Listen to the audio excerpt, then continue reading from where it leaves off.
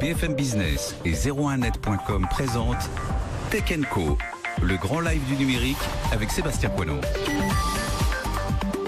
Bienvenue à tous, effectivement, l'actu tech de ces dernières heures. Si vous nous rejoignez, cette déclaration pour démarrer, celle d'Emmanuel Macron. Il se passe aujourd'hui quelque chose en France, il l'a dit en fin d'après-midi, du côté de la porte de Versailles, du côté de Viva Technologies, on va dire le CES à la française. Emmanuel Macron qui s'adressait aux start-upers, les entrepreneurs, les salariés, les patrons des grands groupes, les investisseurs également, présents donc au salon.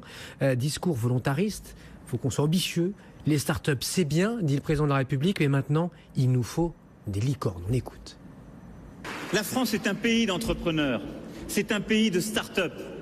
Mais je veux que ça devienne aussi un pays de licornes, de grands groupes nouveaux, le pays des géants de demain. Alors pour ce faire, nous devons sortir d'une fascination française. Le small is beautiful. Vous savez, en France, et je sors d'une campagne présidentielle, on aime les entrepreneurs, à condition qu'ils ne réussissent pas trop bien.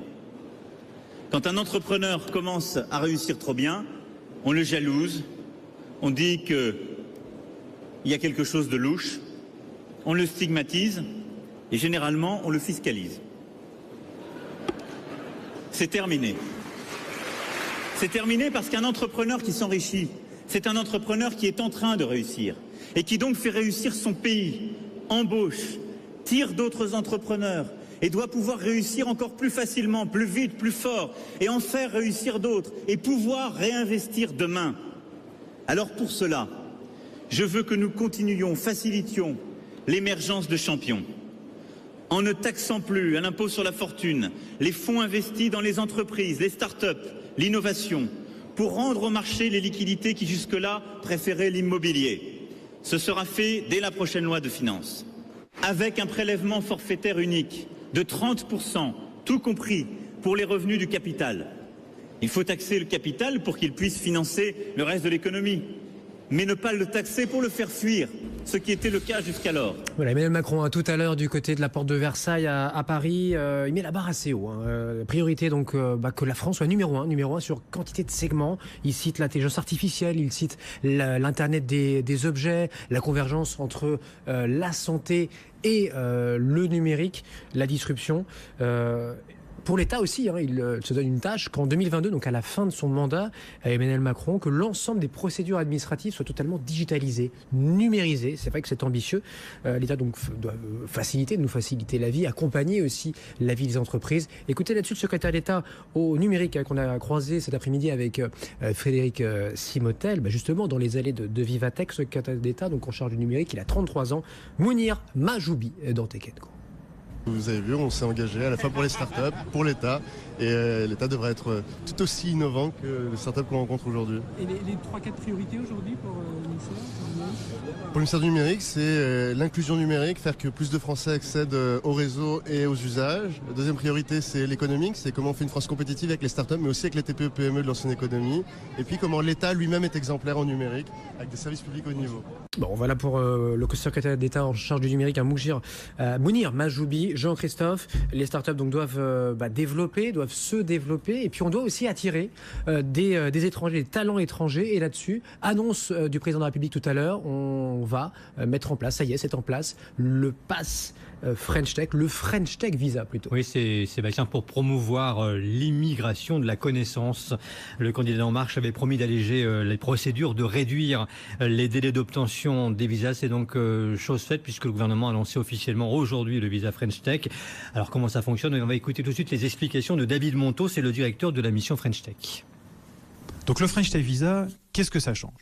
Avant, il y avait beaucoup de titres de séjour, c'était pas très lisible, les durées étaient courtes. En décembre dernier, la France lance le Passeport Talent, qui s'adresse à des talents internationaux, et qui leur offre un titre de séjour et le droit de travailler pendant 4 années pour la personne et pour leur famille.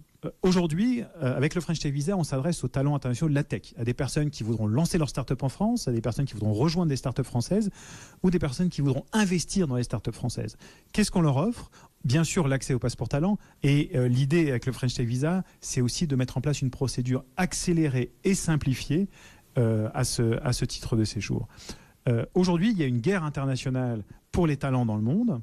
C'était une demande très forte des startups françaises, des grosses startups d'accéder, de faire venir ces talents internationaux. Aujourd'hui, avec le French Tech Visa, eh bien, on pense qu'on est totalement compétitif au niveau international en la matière. Voilà donc le patron de la French Tech, David Monteau, avec Cécile Tordois sur BFM Business. La rumeur du jour, c'est Amazon, Jean-Christophe, Amazon, qui s'intéresserait, ou qui s'intéresse de très près visiblement, à une belle licorne qui s'appelle Slack, et que vous utilisez peut-être, vous, les pros. Oui, qui s'intéresse notamment à sa messagerie dédiée aux entreprises et qui est déjà intégrée à un grand nombre de logiciels d'entreprise aujourd'hui. D'après l'agence Bloomberg, Slack Technologies aurait reçu plusieurs marques d'intérêt, dont Amazon. Toujours selon Bloomberg, l'opération pourrait se monter à 9 milliards de dollars, soit un peu plus que la proposition de Microsoft l'année dernière. Allez, voilà, on parlait des géants de la tech, les géants américains, les géants asiatiques, notamment les GAFA, on en parle tout le temps, on en parlait tout à l'heure avec Fabrice, on en parlera en fin de soirée. L'image donc des GAFA en France sur l'hégémonie, sur les questions fiscales aussi, hein, c'est vrai.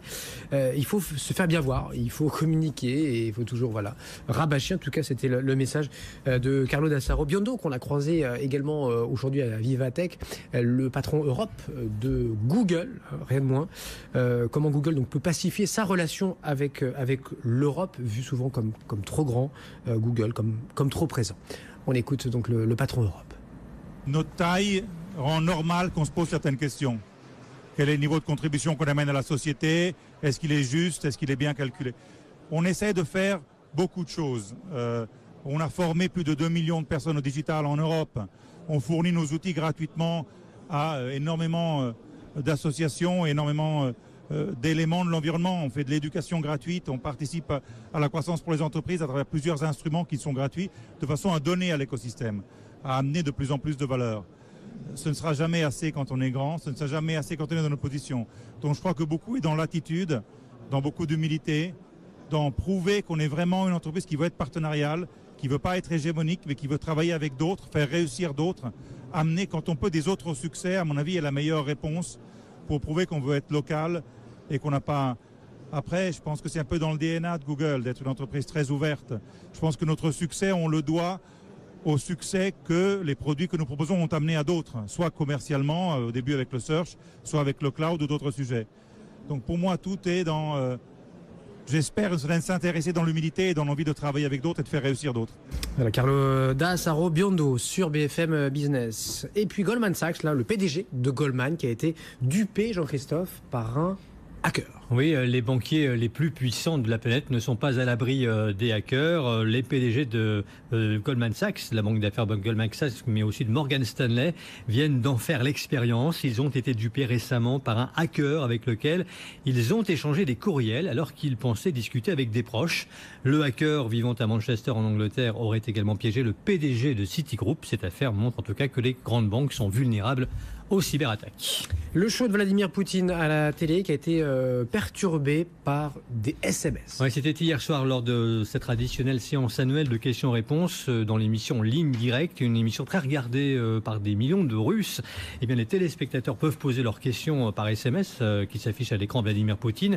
Or, cette année, eh bien, des SMS anti-Poutine sont apparus à l'écran. On pouvait lire par exemple « Au revoir Vladimir »,« 3 mandats présidentiels, c'est assez »,« Quand cesserez-vous de violer la Constitution ?» Alors le cadre bleu où se succédaient les SMS a été supprimé quelques minutes après l'apparition de ces messages. Jean-Christophe Roisset, l'actu tech, tous les soirs, 21h30 et dès 20h en live sur BFM Business. Courte pause, vous restez avec nous dans un instant, Startup & Co avec un joli retour, Smartbox. Vous dites, ouais, les box c'est un peu dépassé. Bah non, ça repart très très fort depuis quelques temps et de sorte que Smartbox, le leader en France, en Europe même, eh bien, fait quasiment un demi-milliard de volume d'affaires.